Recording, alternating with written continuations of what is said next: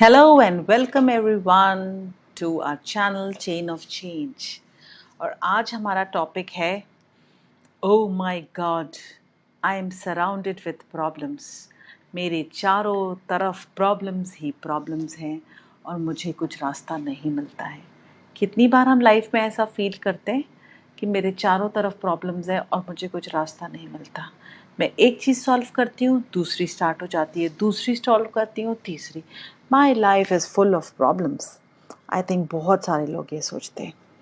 फिर से रिमाइंड कर रही हूँ, चेन ऑफ चेंज चैनल आप सबका चैनल है और ये उन सब लोगों का चैनल है जो इस चेंज को सब अपने फैमिली, फ्रेंड्स, अपने रिलेटिव्स, अपने सोशल नेटवर्क सब में फैलाना चाहते हैं और एक चेंज लाना चाहते हैं जहाँ पे हम अपनी लाइफ फुल फ्रीडम और सेल्फ एक्सप्रेशन के साथ जी सकें। और इसी के साथ लेट्स गेट स्टार्टेड।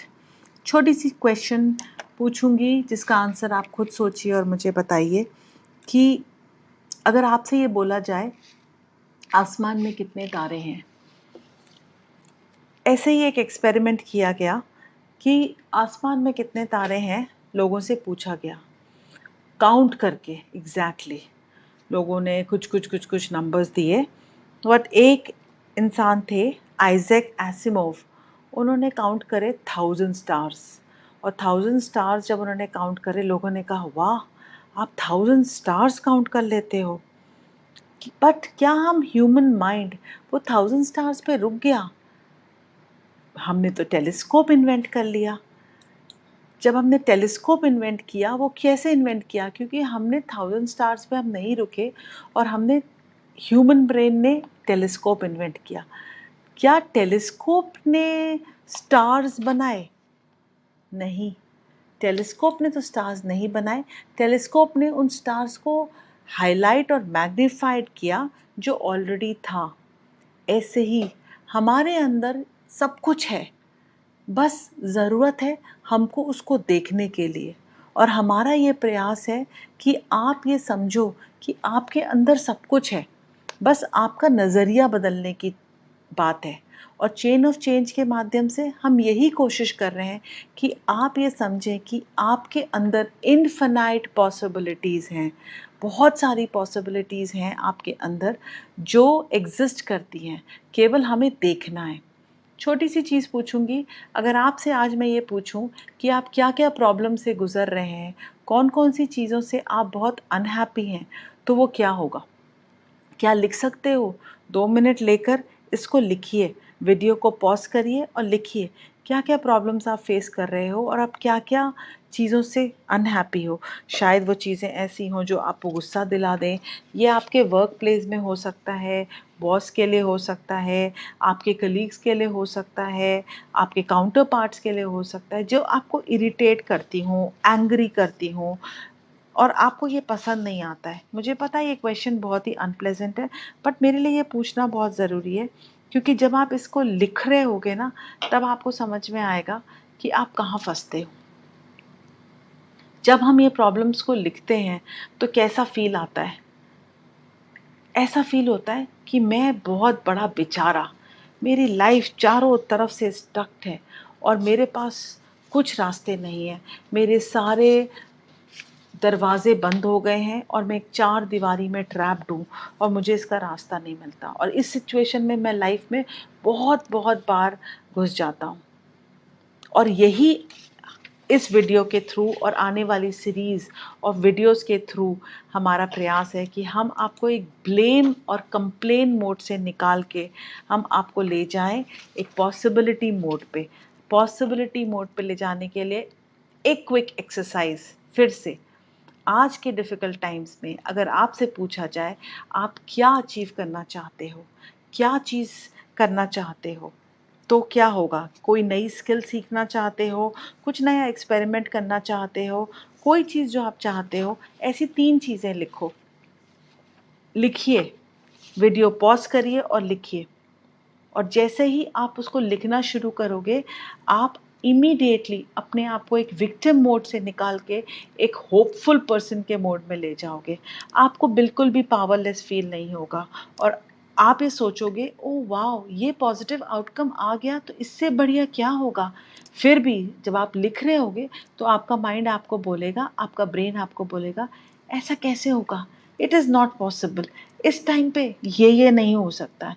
क्योंकि फिर आप वो चार दीवारी में फंस गए और आपने डोर अपॉर्चुनिटीज़ रास्ते देखना बंद कर दिया। ये कहते हैं ब्लेम मोड। सो ये जो वेब सीरीज, ये जो वीडियोस हैं, ये वीडियोस केवल उन लोगों के लिए हैं जो एक्चुअली अपने माइंड को एक ब्लेम मोड से पॉसिबिलिटी मोड पे शिफ्ट करना चाहते हैं। एक बहुत बढ़िया एग्जांपल दूंगी जो मुझे हमेशा मोटिवेट करता है। मुझे बताइए कौन सी एज है एक बिजनेस वेंचर को स्टार्ट करने के लिए? किस एज पे आपके हिसाब से किस एज पे एक बिजनेस वेंचर स्टार्ट किया जा सकता है? 30, 35, 40, 45, 50 और कुछ? और कौन सी ऐसी एज है जिस एज पे बिजनेस वेंचर को स्टार्ट करना तो कभी इंसान सोच ही नहीं सकता है? वो कौन सी एज है? I think 70, 80। आपको एक बहुत बढ़िया एग्जाम्पल बताती हूँ। आपको पता है एक लेडी हैं जो कि 94 ईयर्स की हैं। उनका नाम है, उनका नाम बताइए, गेस करिए क्या है। उनको entrepreneur of the year by Anand Mahindra दिया गया, जो कि चेयरमैन है महिंद्रा ग्रुप के। और उन लेडी का नाम है, ये देखिए, Harbhajan Kaur. At 94, she is awarded as the Entrepreneur of the Year award. उन्होंने क्या किया? 94 ईयर्स, एक हाउसवाइफ, उनके पास कोई एक्सपीरियंस नहीं ना बिज़नेस शुरू करने का, लेकिन उन्होंने बिज़नेस स्टार्ट किया। और हम क्या कंप्लेन कर रहे हैं? हम केवल अपने विक्टिम, अपनी उलझनों में फंसे हुए हैं। इनके बारे में पढ़िए, इनकी फेमस मिठाइयों के बारे में पढ़िए, and you will be surprised. क्यों? क्योंकि इन्होंने रास्ता चूज़ किया। हम कंप्लेनिंग मोड में चूज़ करना चाहते हैं अपनी लाइफ, या हम उससे निकल के पॉसिबिलिटी मोड में चूज़ करना चाहते हैं? हमें वो देखना ज़रूरी है। एंड हमारी life is all about making choices from complain and blame, or to do something about your current situation. So let's get in a mode where we can do something about the current situation. अपना ये video मैं एक बहुत ही बढ़िया story के साथ and करना चाहूँगी, जिसको आप बहुत ध्यान से सुनिए। एक ये स्टोरी करीब करीब अर्ली 1900 की स्टोरी है, लंदन की स्टोरी है, और ये ओरिजिनली सॉमरसेट मॉर्गन ने लिखी है। और मुझे ये स्टोरी बहुत मोटिवेट करती है। ये स्टोरी एक उस लड़के की है जिसका नाम है द वर्जर। नाम तो उसका चर्च में पड़ा वर्जर, बट वो लड़का एक रेफ्यूजी, मतलब उसके माँ बाप वगैरह कोई नहीं, उसके पास कोई घर नहीं था। उसको एक चर्च में जगह मिली रहने के लिए। उसके बदले में वहाँ रहने के लिए, खाना के लिए, उसको वहाँ बेल जो घंटा लगा रहता था चर्च में, उसको सुबह शाम उसको रिंग करना होता था, उसको डिंग डोंग करना होता था। और लोगों ने उसका नाम रखा द वर्जर। जो लड़का था, वो लड़का 20 साल तक वहाँ पे काम करता रहा। 20 साल के बाद चर्च में एक लॉ पास हुआ। उस समय उस लड़के की उम्र करीब करीब 30 ईयर्स की होगी। लॉ ये पास हुआ कि चर्च में काम करने वाला हर इंसान को लिखना और पढ़ना आना चाहिए। अगर किसी को लिखना और पढ़ना नहीं आता तो चर्च में नहीं काम कर सकता। अब जो फादर थे चर्च के, वो उस लड़के के पास जाते हैं और वर्जर से पूछते हैं, बेटा आपको लिखना पढ़ना आता है? वर्जर कहता है, मुझे नहीं आता है फादर। तो फादर कहते हैं, बेटा आई एम सॉरी, बट मैं I have to ask you to leave the church. आपको चर्च छोड़ के जाना पड़ेगा, क्योंकि इस चीज़ में मैं कुछ नहीं कर सकता हूँ। अब वर्जर बहुत दुखी हुआ और उसने अपना सारा सामान वगैरह सब लेकर वर्जर चला चर्च के बाहर, सोच के कहाँ कहाँ जाएगा उसे नहीं पता। बहुत दुखी था, बहुत दुखी था। और वर्जर उसमें सोचा उसने कि एक सिगरेट पी लूँ। उसने जाके सिगरेट की शॉप ढूंढना शुरू किया। उसको सिगरेट की कोई शॉप ही नहीं मिली कहीं पे। तब उसको एक आइडिया आया कि क्यों ना मैं यहाँ पे एक सिगरेट की शॉप खोल दूँ। 2 पाउंड इन्वेस्ट करके उसने छोटा सा एक सिगरेट का शॉप बोलो या एक ठेला बोलो, चर्च के पास लगाया, और वहाँ से उसका बिजनेस होना शुरू हो गया। और वहाँ से जब बिज़नेस होना शुरू हो गया, तब उसने सोचा मैं अब यहाँ से बाहर निकलता हूँ। तो उसने एक केयरटेकर रखा जो उसकी शॉप को ध्यान रखे, देखे और चलाए, और वो लंदन की सड़कों पे निकल गया। और लंदन की सड़कों पे निकलने के बाद उसने जहाँ-जहाँ पे 1 से 2 माइल्स के डिस्टेंस पे उसको सिगरेट शॉप नहीं दिखी, वहाँ पे 2, 3, 4, 5 पाउंड इन्वेस्ट करता था और छोटा-सा कियोस्क, छोटा-सा ठेला वहाँ पे खोल देता था। सून इन फ्यू इयर्स, कुछ सालों में वो लंदन का लीडिंग टोबैकोनिस्ट बन गया। मतलब उसकी मैक्सिमम टोबैको की दुकानें वहाँ पे बन गई। ये 1940s की टाइम है, जब बैंकिंग इंडस्ट्री शुरू हुई, बैंक्स खुले, तो बैंक ने उसको अप्रोच किया और बोला कि आप क्यों ना हमारे पास अकाउंट खोलिए और अकाउंट खोल के सारा पैसा जमा करिए। तो उसने कहा हाँ बिल्कुल ठीक है। वो गया बैंक में, उसने बैंक में जाके बड़ी सी बोरी में बहुत सारे कॉइन्स थे, वो सब लेकर गया। करीब करीब 50,000 पाउंड के करीब पैसा होगा। वो लेकर गया और बैंक मैनेजर को दिए। बैंक मैनेजर वो सुपर एक्साइटेड, अरे वाह इतना सारा पैसा आया है। उसने फटाफट सारी फॉर्मेलिटीज़ कंप्लीट करी और सब कुछ किया। और जब उसने सब कुछ लिखा तो बैंक मैनेजर ने उसको वो पेपर दिया और बोला कि आप साइन कर दीजिए। बैंक मैनेजर साइन कर दीजिए और वर्जर वहीं स्टक। कहता है I don't know how to sign, मुझे साइन करना नहीं आता है। मैनेजर वॉज शॉक्ड, ओह इसको साइन करना नहीं आता है? यस, उसने कहा हाँ मुझे साइन करना नहीं आता है। तो बोला अगर आपको साइन लिखना और पढ़ना नहीं आता, आप यहाँ कैसे पहुँच गए? और अगर आपको लिखना पढ़ना आता होता तो आप क्या कर रहे होते?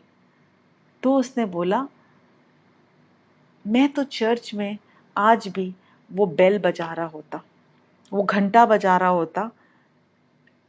ये तो मेरी अपॉर्चुनिटी एनकैश करी और मैं यहाँ पहुँचा।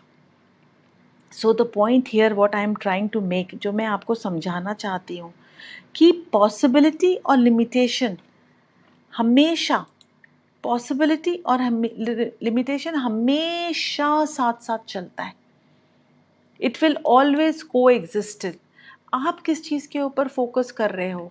आप परेशानियों के ऊपर फोकस कर रहे हो या रास्ते निकालने के लिए फोकस कर रहे हो? ये आपके हाथ में है। दोनों चीज़ें साथ साथ चलेंगी और अपनी लाइफ में जिस चीज़ के ऊपर फोकस करोगे वो रियल हो जाएगी। आपको चूज़ करना है कि आपको क्या करना है। चेन ऑफ चेंज एक्चुअली चाहता है कि हम सब लोग पॉसिबिलिटी सर्च एटीट्यूड, पॉसिबिलिटीज़ को ढूंढने का एटीट्यूड अपनी वे ऑफ लाइफ में लाएं, अपने रिलेशनशिप्स में लाएं। और जब हम नेक्स्ट वीडियो में मिलेंगे तो हम एक्चुअली बात करेंगे कि कैसे एटीट्यूड बनाएं कि हमारी पॉसिबिलिटी हमेशा अलाइव रहे, हम उस पॉसिबिलिटी में हमेशा रहें और हम आगे बढ़ते जाएं और हमें रास्ते मिलते चले जाएं। और इसी के साथ मैं ये वीडियो एंड करूँगी, बट नेक्स्ट वीडियो के साथ जल्दी ही आऊँगी। And thank you very much for watching. इसको सब्सक्राइब करिए, अपने फ्रेंड्स के साथ शेयर करिए और बेल आइकन को क्लिक करिए सो दैट जैसे ही मेरा नेक्स्ट वीडियो आपके पास आए, आपके पास एक इंटीमेशन आ जाए। Thank you very much for watching and stay tuned. Thank you.